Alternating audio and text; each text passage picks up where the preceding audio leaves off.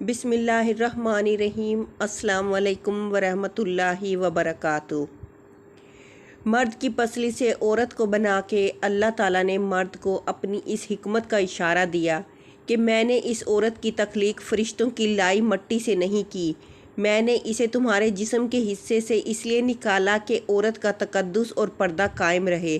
فرشتوں کو بھی خبر نہ ہونے پائی کہ زمین کی لائی ہوئی کس مٹی سے عورت کی تخلیق ہوئی، یعنی عورت کے تقدس کی حد تو دیکھیے کہ فرشتوں سے بھی اس کی بناوٹ کا پردہ لازمی قرار دیا گیا، اور پہلی عورت اس مرد کی پسلی سے نکلی جس کی وہ منکوحہ کہلائی۔ اب بات آتی ہے پسلی کی۔ عورت پسلی سے ہی کیوں نکلی؟ کیا ٹیڑھا پن وہیں سے ملا؟ نہیں، یہاں بھی حکمت سے خالی نہیں بات۔ انسانی جسم میں دل اور بہت سے نازک حصے پسلی کے پیچھے چھپے ہوتے ہیں، یعنی پسلی ایک ڈھال ہے ان نازک حصوں کے لیے۔ تو اللہ پاک نے عورت کو پسلی سے نکال کے یہ نہیں بتایا کہ عورت میں ٹیڑھا پن ہے، بلکہ اس عورت کو پسلی کی تخلیق کر کے یہ بات سمجھا دی ہے کہ عورت وقت پڑنے پر ڈھال بھی بن سکتی ہے۔ حضور پاک صلی اللہ علیہ وسلم صحابہ کی محفل میں جلوہ فرماتے کہ ایک شخص حاضر ہوا اور عرض کرنے لگا، یا رسول اللہ صلی اللہ علیہ وسلم، کوئی ایسا مومن بھی ہے جو جہنم میں رہے گا؟ حضور پاک صلی اللہ علیہ وسلم فرمانے لگے، ہاں، ایک ایسا شخص ہوگا جو جہنم کی گہرائی میں 1000 سال رہے گا اور مسلسل اونچی آواز میں پکارتا رہے گا، یا حنان یا منان۔ ایک دن اس قدر اونچی بلند آواز سے یا حنان یا منان کہے گا کہ حضرت جبرائیل علیہ السلام جہنم کے قریب سے گزرتے ہوئے اسے سن لیں گے۔ حضرت جبرائیل علیہ السلام حیران ہوں گے کہ یہ کیسی عجیب بات ہے کہ کوئی مسلسل یا حنان یا منان پکار رہا ہے۔ حضرت جبرائیل علیہ السلام عرش کے سامنے حاضر ہوں گے اور سر سجدے میں رکھ کر خدا کی تسبیح بیان کریں گے۔ اللہ فرمائے گا، اے جبرائیل علیہ السلام، سر اٹھاؤ۔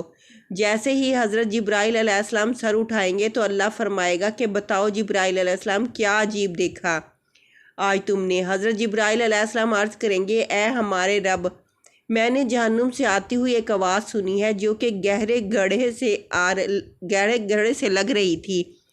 کوئی پکار رہا تھا، یا حنان یا منان۔ اللہ فرمائے گا، اے جبرائیل علیہ السلام، جہنم کی دورکا مالک کے پاس جاؤ اور اسے کہو کہ جو بندہ یا حنان یا منان کی صدا لگا رہا ہے اسے جہنم سے نکال کر تمہارے حوالے کر دے، پھر اسے میرے پاس لے آؤ۔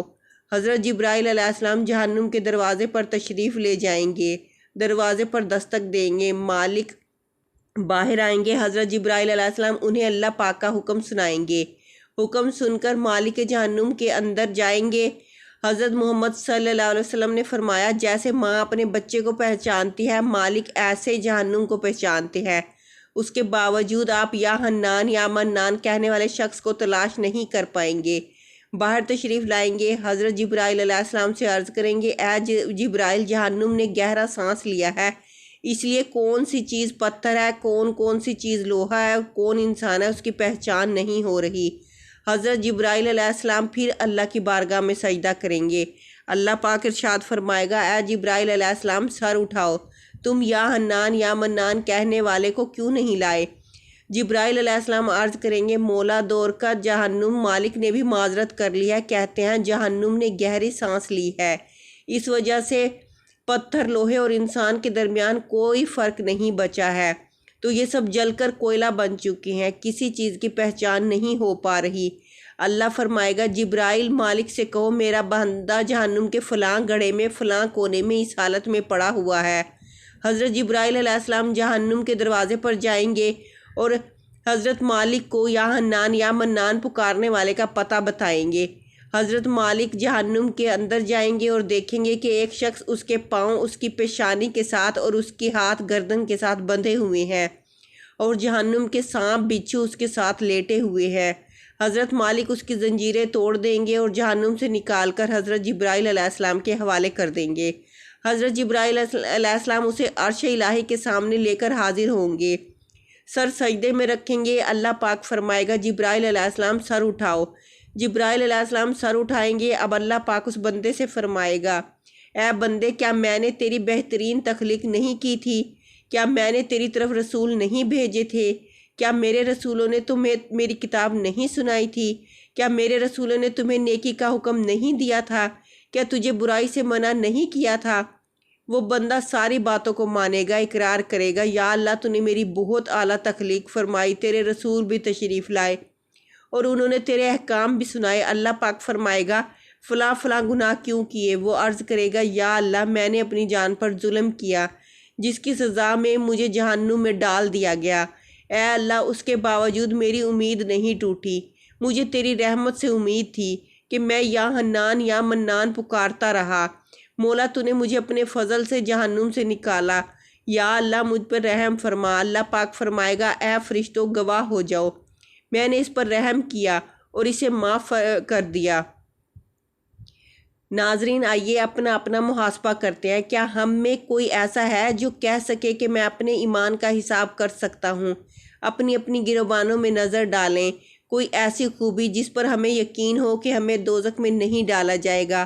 ہزاروں سال کی باتیں بھی رد ہوتی دیکھی گئی ہیں، تو بس اللہ سے دعا کرتے ہیں کہ اے اللہ ہم جانتے ہیں کہ اگر ہمارے ایمان کا سخت حساب لیا گیا تو یقیناً ہم نہیں بچ پائیں گے، بے حد گناہ گار ہیں۔ لیکن اے اللہ پاک ہم تیری رحمت کا سوال کرتے ہیں، ہم سے حساب اپنی عدل و انصاف پر نہ لینا بلکہ ہم پر اپنی رحمت اور عطا کا سایہ رکھنا۔ اے اللہ پاک ہماری دعا قبول فرما، آمین۔ قیامت کے دن جب لوگوں کے ایمان کا حساب و کتاب ہو رہا ہو پر کچھ لوگ ایسے ہوں جن کو اللہ تعالیٰ بغیر حساب کے جہنم میں بھیج دے گا، صحابہ کرام رضوان اللہ علیہم اجمعین نے عرض کی یا رسول اللہ صلی اللہ علیہ وسلم وہ کون سے لوگ ہوں گے؟ نبی کریم صلی اللہ علیہ وسلم نے فرمایا ظالم حکمران اور تاجر جو جھوٹ بولتا ہے، وہ بوڑھا شخص جو زنا کرتا ہو۔ نبی کریم صلی اللہ علیہ وسلم نے فرمایا جس شخص میں یہ 3 عادات پائی جائیں وہ جاہل ہے، جو سننے سے پہلے ہی جواب دینا شروع کر دیتا ہے، بات کو سمجھنے سے پہلے جھگڑا شروع کر دیتا ہے، علم نہ رکھنے کے باوجود فیصلے شروع کر دیتا ہے۔ اللہ پاک ہم سب کو نیک عمل کرنے کی توفیق عطا فرمائے، آمین یا رب العالمین۔